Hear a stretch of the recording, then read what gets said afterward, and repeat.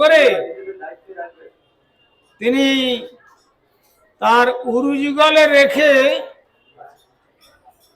হিরণ্যকশিপুকে বধ করেছিলেন। তো হিরণ্যকশিপুকে বধ করার পর নৃসিংহদেব একটু বিশ্রাম লীলা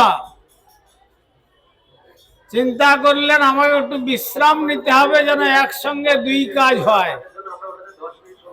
সেই জন্য দক্ষিণ ভারতে তিনি নৃসিংহদেব আবির্ভূত হলেন। আর হিরণ্যকশিপুকে বধ করে তিনি যখন দেখলেন যে আমার প্রভু ঔদার্য রসঘন মূরতি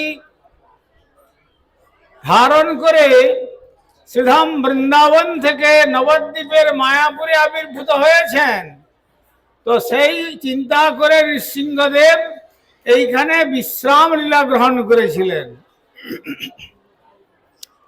আর সেই বিশ্রাম স্থানেতে শ্রী নিত্যানন্দ প্রভু তিনি শ্রী জীব গোস্বামী চরণকে নিয়ে নৃসিংহদেবের মহিমার কথা শ্রবণ করলেন।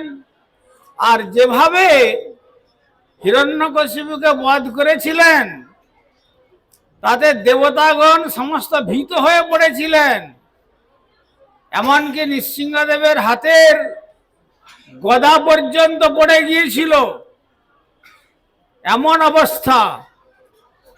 তো তিনি তো বিরাট শক্তি সম্পন্ন, ভগবানের যখন যুদ্ধ করবার ইচ্ছা হলো, সমশক্তি না হলে তো আর যুদ্ধ হয় না।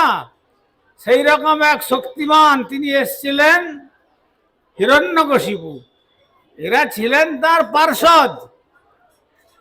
সত্যযুগে তিনি ছিলেন শ্রী নবদ্বীপ ধাম পরিক্রমা করতে করতে